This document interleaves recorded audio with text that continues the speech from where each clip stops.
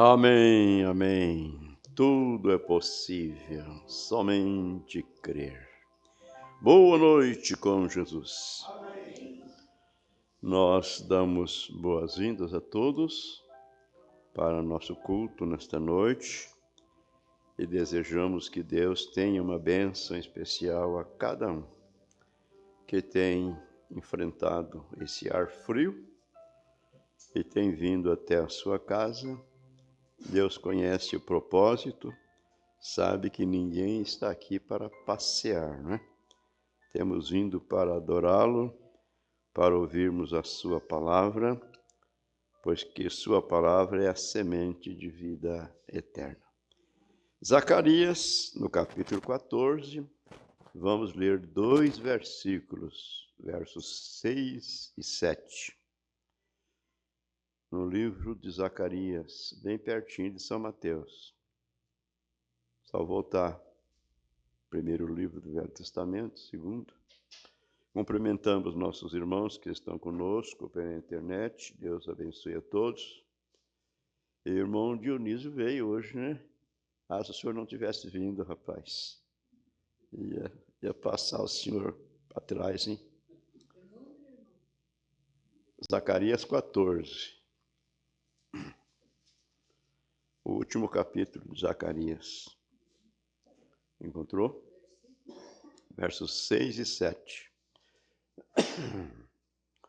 Vamos lê-los. E acontecerá naquele dia que não haverá preciosa luz, nem espessa escuridão. Mas será um dia conhecido do Senhor.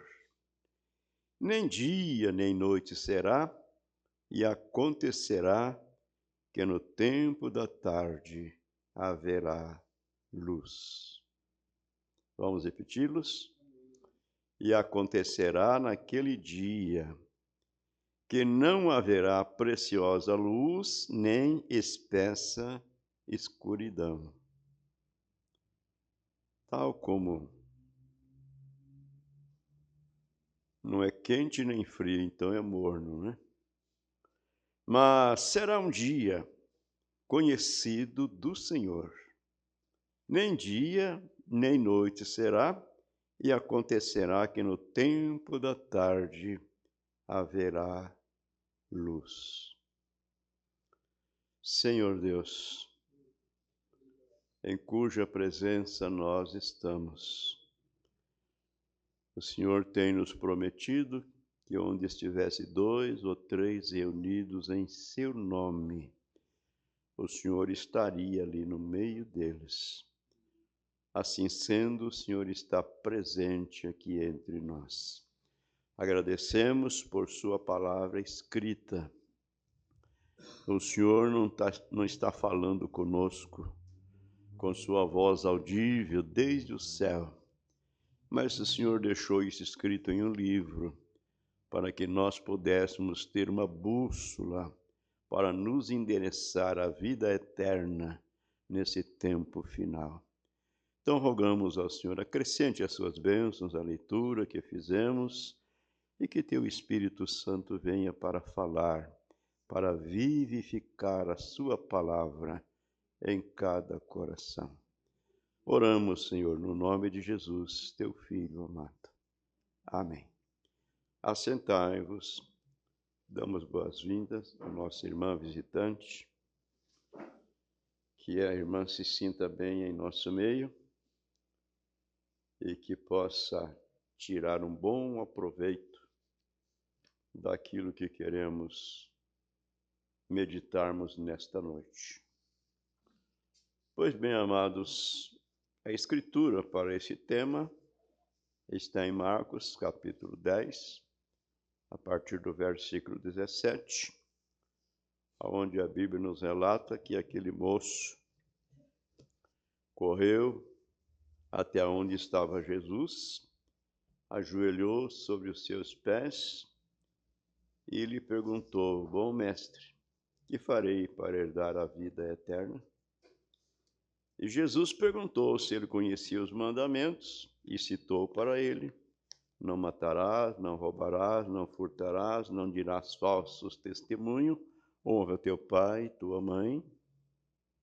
Ele disse: Senhor, tudo isso tenho feito desde a minha mocidade.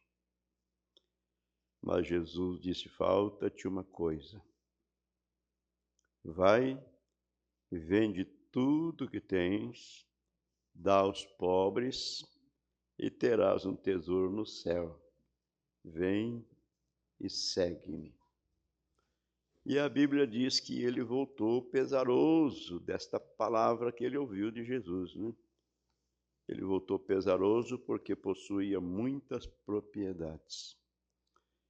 Então, o nosso profeta mostra para nós a realidade, que aquele moço, apesar de ser religioso, apesar de conhecer as Escrituras, porém não quis abrir mão de tudo que ele tinha para seguir a Jesus e ter a vida eterna.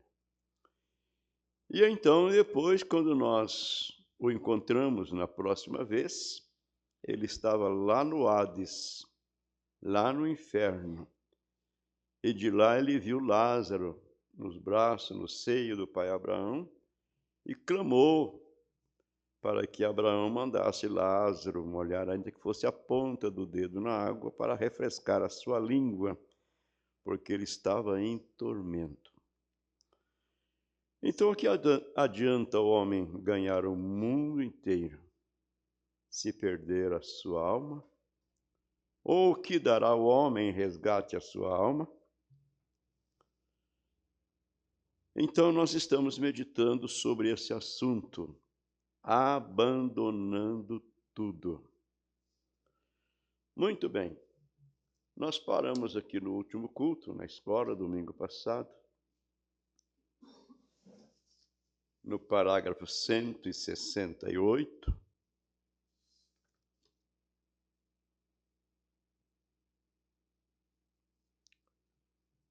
onde nós lemos: o que mais fez Jesus? Ele abandonou a sua própria vida. Ele abandonou a sua própria vida. Ele deixou o seu lar no céu, ele abandonou a sua filiação entre ele e o Pai e veio a esta terra. Embora sendo o Criador de todas as coisas, porém, ele não tinha aqui uma casa, não tinha uma cama onde dormir. Ele disse que as raposas têm seus covis, as aves dos céus têm os seus ninhos, mas o Filho do Homem não tem onde reclinar sua cabeça.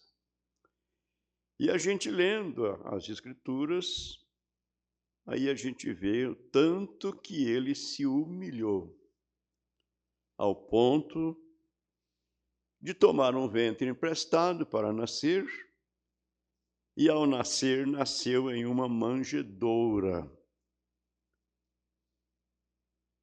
Tudo estava programado, é claro, não é? Deus não comete erros, Deus não comete enganos, Deus não comete equívoco. Às vezes as coisas podem parecer um pouquinho tortuosas para nós, mas está tudo certinho, tudo em linha. Então, José, carregando Maria em cima daquele camelo, não podia apressar a viagem, chegou um pouco atrasado, e aí não tinha mais lugar nas estalagens, né? Nos hotéis. Será que ele estava procurando um hotel de primeira classe? Creio que não, né? Então, por não encontrar lugar na estalagem, eles foram para a manjedoura e ali Jesus nasceu. Seu enxoval foi... É enxoval mesmo que fala? Ajuda aí, irmãs, né? Para beber. Então, seu enxoval foi aqueles velhos panos tirados das cangas dos bois, né? E jogado de lado. foi com que ele foi embrulhado pela primeira vez. Mas o profeta desta era vem e diz que Jesus nasceu na manjedoura porque ele era o Cordeiro de Deus que tira o pecado do mundo. E cordeiro não nasce em palácios, cordeiro nasce na manjedoura. Amém. Lá no meio dos animais, estrumes de animais e tudo mais. Então, amados, o profeta pergunta: o que mais Jesus fez? Ele deu e abandonou a sua própria vida. Ele deu a sua vida para salvar a sua e a minha. Além de ele sofrer, além de ele abandonar tudo, abandonou seus direitos, porque ele era um homem, tal como eu e você. Ele podia ter um lar, poderia ter uma esposa, poderia ter uma família, mas ele abandonou tudo. E além de abandonar tudo, ainda foi ao Calvário, ainda foi à cruz. Deu a sua vida para salvar a nossa vida. Por quê? Deus tinha que cumprir a sua palavra. No dia em que comerdes, certamente morrerás. Mas Deus mesmo veio, se encarnou, tornou-se um de nós, para tomar os nossos pecados, e ali na cruz do Calvário, ele dá a sua vida, ele pagou o preço, o salário do pecado é a morte. Então ele morreu no meu lugar, no seu lugar. Para quê? Para nos dar o direito de uma vida eterna, que foi o seu propósito de criar o homem à sua imagem e à sua semelhança. Porém, simplesmente disse para Adão: você pode comer de todos os frutos, de todas as árvores aqui que está no jardim, só não daquela árvore que está lá no meio do jardim, a árvore da ciência do bem e do mal. Dela não comereis, porque no dia em que comerdes, certamente morrerás. Agora, é claro que Deus já sabia de tudo o que ia acontecer. Muito bem, então ele foi ao Calvário, deu a sua vida para salvar. O profeta está dizendo: a sua e a minha. Porque ele deu a sua vida. Ele não tinha que entregá-la. Ele fez isso de boa vontade. Ele não tinha que fazer isto, mas ele fez isso de boa vontade, para ele poder te salvar. São João 3, verso 16, a Bíblia diz que Deus amou o mundo de tal maneira que deu seu Filho unigênito, para que todo aquele que nele crê não pereça, mas tenha a vida eterna.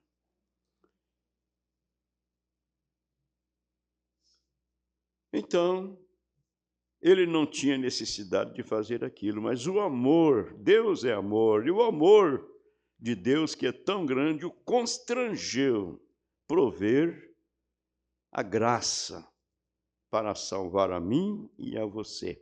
Pensemos nisto.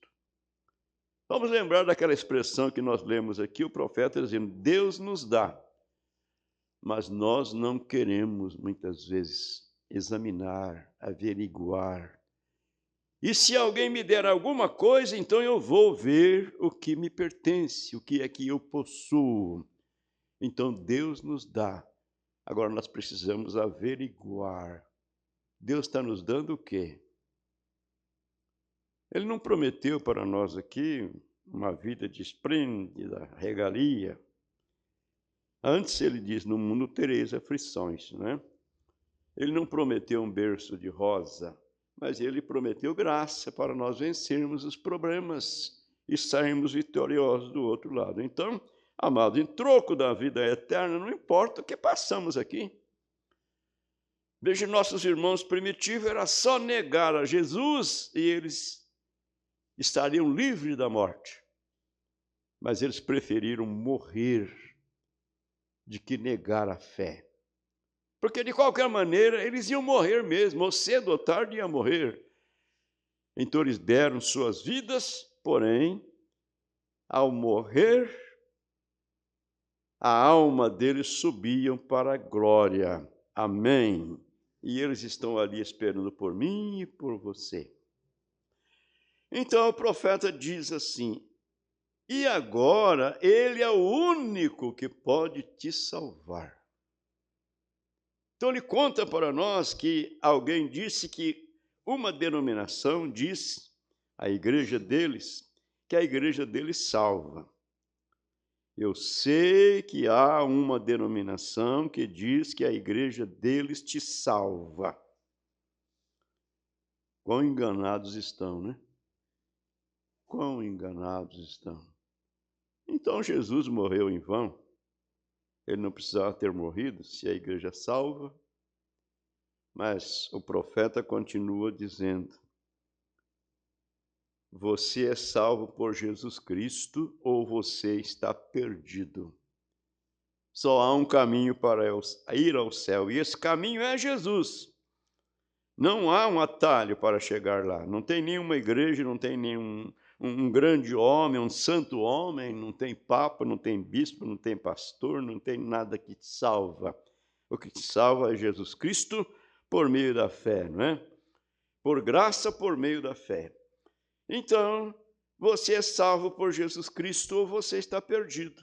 Sim, Senhor.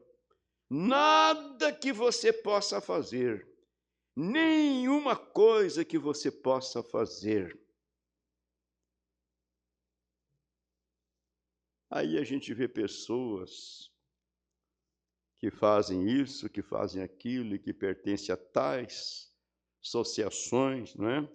Para ajudar os necessitados, o quê? Esperando que alcançam a salvação através daquilo. Mas a Bíblia diz que pela graça sois salvos por meio da fé.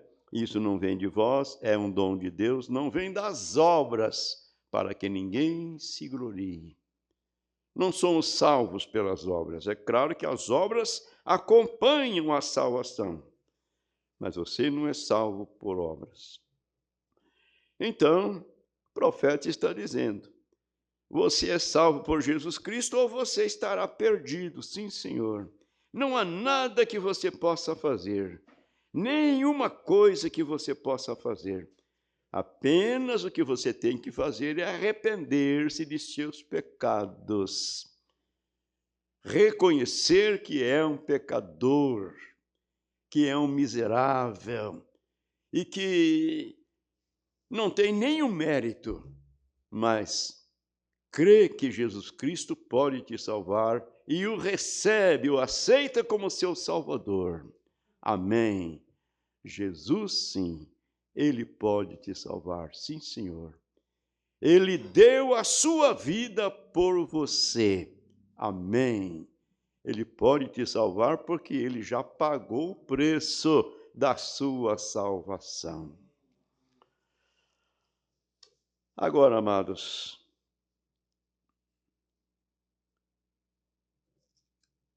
eu tomei essa escritura de Zacarias, capítulo 14, onde o profeta Zacarias disse que acontecerá naquele dia, que não haverá preciosa luz, nem espessa escuridão, não é? Mas que será um dia bem conhecido do Senhor, e acontecerá que no tempo da tarde haverá luz. Que luz é esta? Esta luz prometida para o tempo da tarde é a restauração de sua palavra. Amém.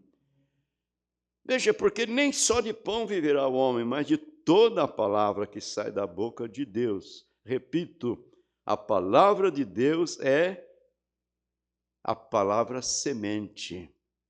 É a semente original. Deus criou tudo pela palavra. E por isso Jesus falou, nem só de pão viverá o homem, mas de toda a palavra. Então Zacarias profetizou dizendo, não é? Que no tempo da tarde haveria luz. Agora, amados, Isso não é para quem quer, nem para quem corre, mas isso depende de Deus que se compadece. Isso acontece tal como aconteceu nos dias em que Jesus estava aqui no seu ministério terreno. Quando o mundo estava equivocado a respeito da pessoa do Senhor Jesus Cristo. Veja que Jesus perguntou aos discípulos: o que dizem os homens ser o Filho do Homem? Em outras palavras, vocês que têm contato com os homens aí de fora, com os comerciantes, com tal e tal e tal, o que eles dizem a meu respeito? Então eles disseram, uns diz que tu és Elias, outro diz que tu és Jeremias, outro diz que tu és um dos profetas que ressuscitou. Aí Jesus perguntou para eles, para os discípulos, e vós, que tem caminhado comigo todo esse tempo, o que vós dizeis que eu sou? Então nenhum deles tinha resposta. Eu imagino que houve silêncio, e um silêncio muito profundo, porque não podiam falar qualquer coisa. Mas aí Pedro quebrou aquele silêncio, dizendo, tu és o Cristo, o Filho de Deus vivo. Amém. E Jesus lhe chamou de bem-aventurado. Por quê? Quem te revelou, quem te mostrou isso, quem te falou que eu sou o Filho do Deus vivo, não foi carne, não foi sangue, não foi intelecto humano, não foi sabedoria humana, mas meu Pai que está no céu. E ele diz, ninguém poderá vir a mim, a menos que o Pai que me enviou o traga. Quem é o Pai de Jesus? A Bíblia nos diz que ele foi gerado por obra e graça do Espírito Santo. Que segundo a doutrina da Santíssima Trindade, diz que o Espírito Santo é a terceira pessoa. Mas o Espírito Santo é o próprio Deus. Porque Jesus não tinha dois pais, um que o gerou e o outro que ele chamou de pai. Não. Deus é Espírito e Deus é Santo, então Deus é o Espírito Santo, que veio sobre Maria e gerou no ventre da Virgem aquele corpo, aquele tabernáculo de carne, e depois habitou naquele corpo. Por isso Jesus disse, eu e o Pai somos um. Filipe, quem vê a mim, vê o Pai. Como dizes tu, mostra-nos o Pai. Não crês tu que eu estou no Pai e o Pai está em mim? São João 14. O Pai que está em mim é quem faz as obras. De que jeito o Pai estava no Filho? Uma pessoa dentro da outra? Deus e Espírito habitando naquele tabernáculo de carne que ele gerou. Amém. Então, amados, o que nós vamos meditar aqui um pouquinho, já vamos orar. O nosso Elias nos diz, o mesmo sol que nasce no leste é o mesmo sol que se põe no oeste.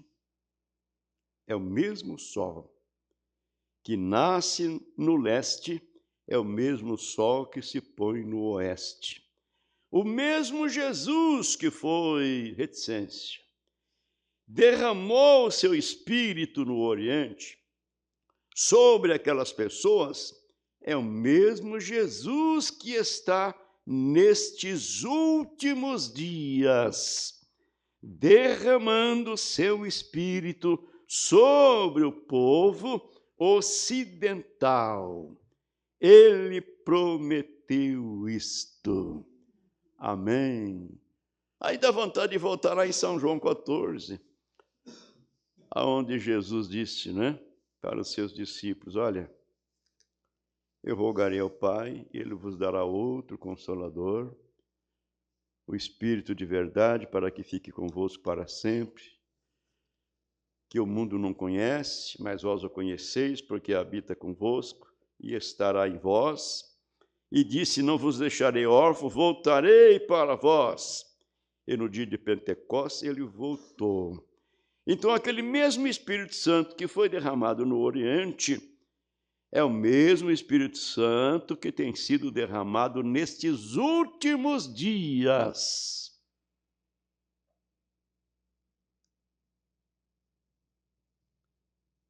Meu Deus! Deus em um homem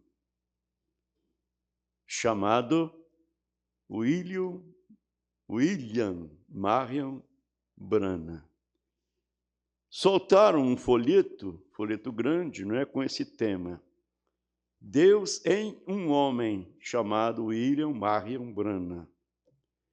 Aí mudaram uma coisinha lá e deixaram escrito assim: Deus é um homem chamado William Marion Branham. Só para confundir as pessoas. Deu para entender? Deus em um homem. Mas eles disseram: Deus é um homem. Então, amados, Deus nos visitou nesse tempo da tarde, não é? Através de seu mensageiro profeta, através do Elias prometido em sua palavra. Deus cumpre a sua palavra. Malaquias 4, versos 5 e 6, São Mateus 17, 11, Jesus disse: em verdade, Elias virá primeiro. Não é veio ou virá no futuro e restaurará todas as coisas. Meu Deus! Então eu disse, não é para quem quer nem para quem corre, mas depende de Deus que usa de misericórdia. Deus que abre o entendimento para compreendermos as Escrituras.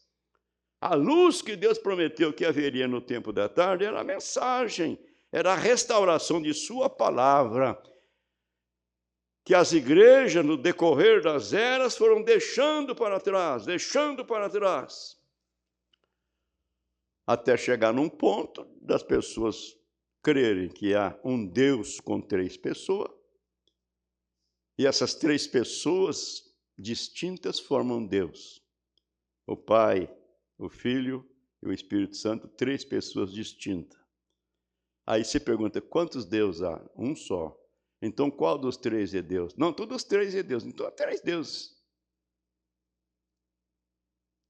Ao ponto das pessoas lerem as Escrituras, onde Jesus ordenou, a Bíblia diz que os 11 discípulos estavam reunidos no mesmo lugar, e Jesus apareceu no meio deles, e disse, portanto, ide por todo mundo, e pregai o Evangelho em todas as nações, batizando-as em nome do Pai, do Filho e do Espírito Santo, e ensinando-as a guardar todas as coisas que eu vos tenho mandado, e disse ele, e eu estou convosco todos os dias até a consumação dos séculos.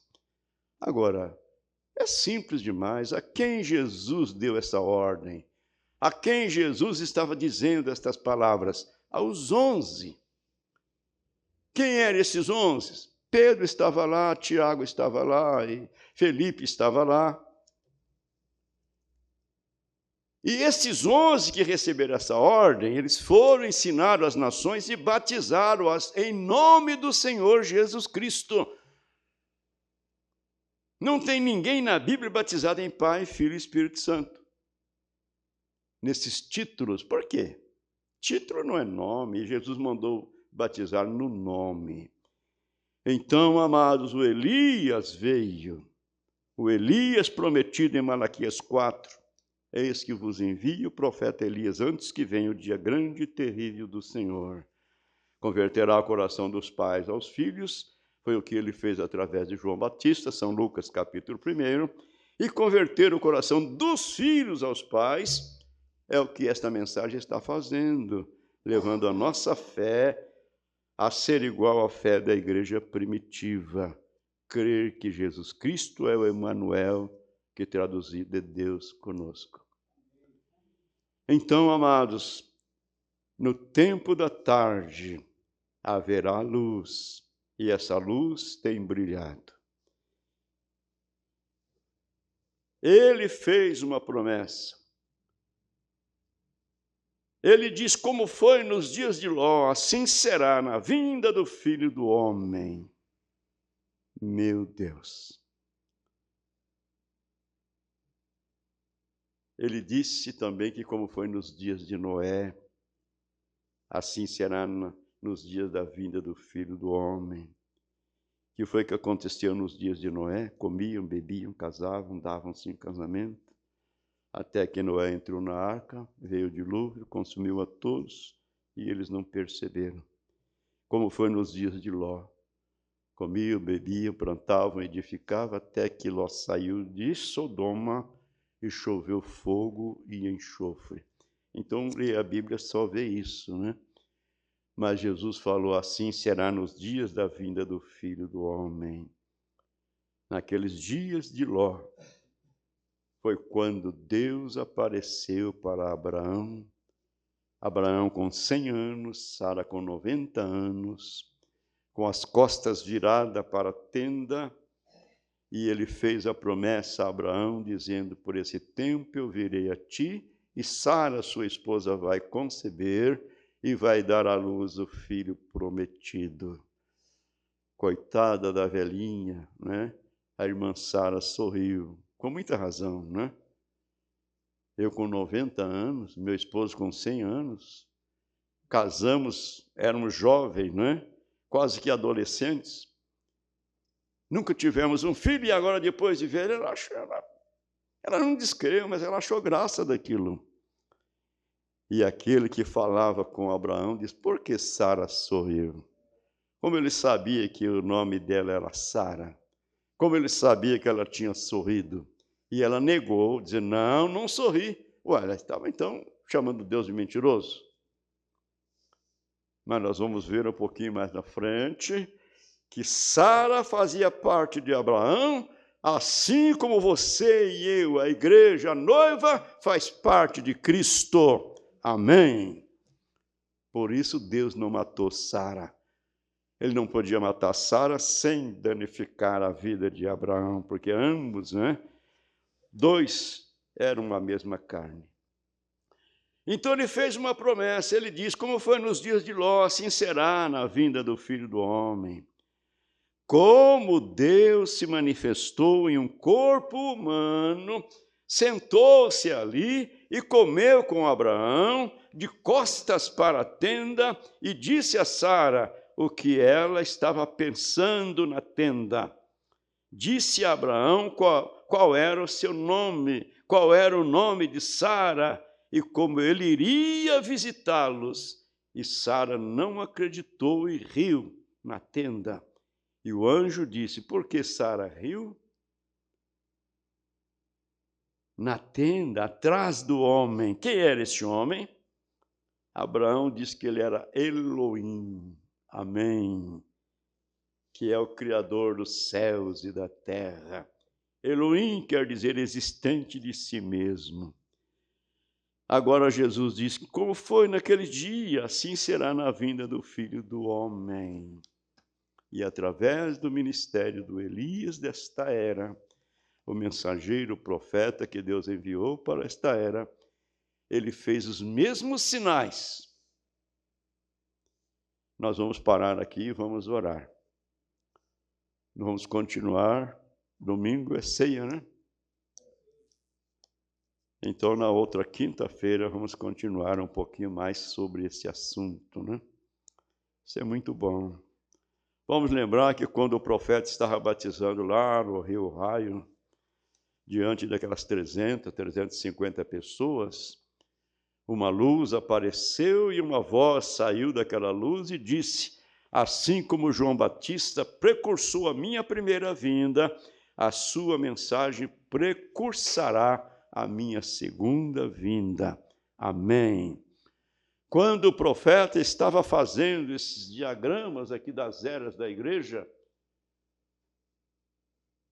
o Espírito Santo veio e desenhou aquilo ali daquela mesma maneira que estava vindicando que, na verdade, aquilo está correto. Éfeso, Esmirna, Pérgamo, Tiatira, Sardes, Filadélfia e Laodiceia, essa última era que nós estamos vivendo. O profeta colocou os mensageiros, Paulo, Irineu, Martim, Columba, Lutero, Wesley, e o profeta colocou lá no final Elias. mas o Espírito Santo escreveu brana. Amém. O mundo está sem desculpa. O mundo está inexcusável diante de Deus. Então, amados, olha, o Senhor Jesus disse em São Mateus, capítulo 7, versículo 15, melhor, versículo 11, né?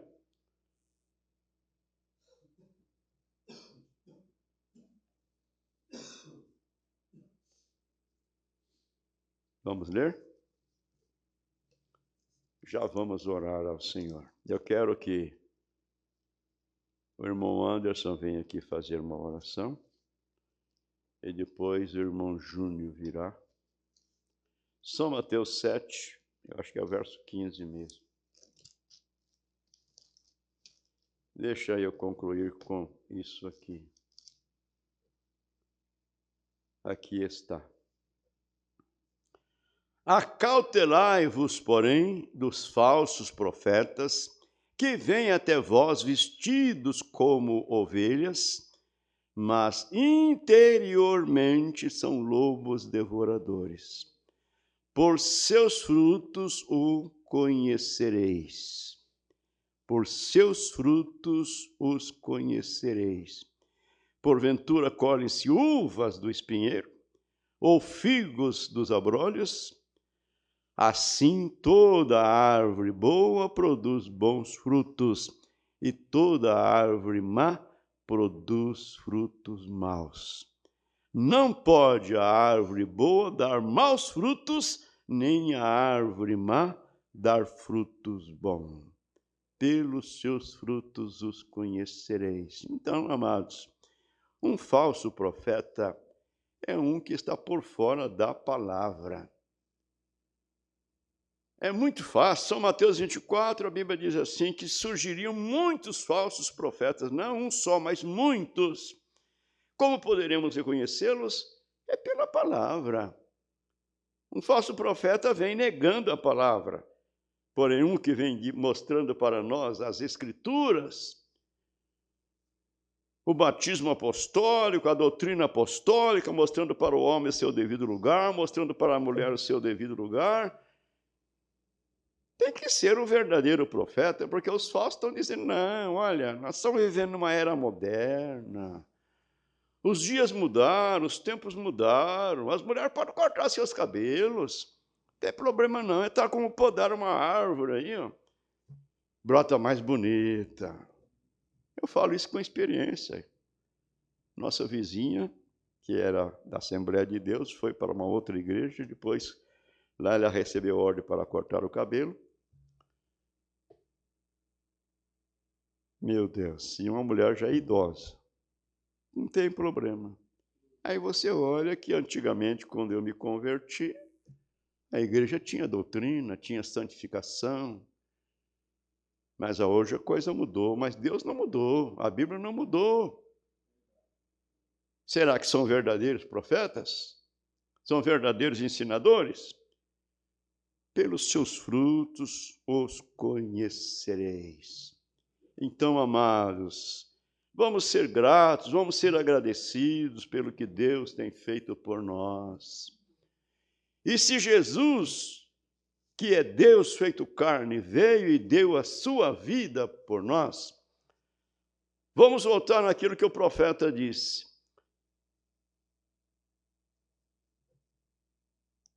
Devemos dar nossa vida e tudo que temos a Ele. Nos convém, então, que demos nossas vidas e tudo que temos e abandonemos tudo que é mundano, tudo que é ímpio, toda a nossa descrença e tudo para segui-lo, tal como fizeram os discípulos e aqueles santos do passado.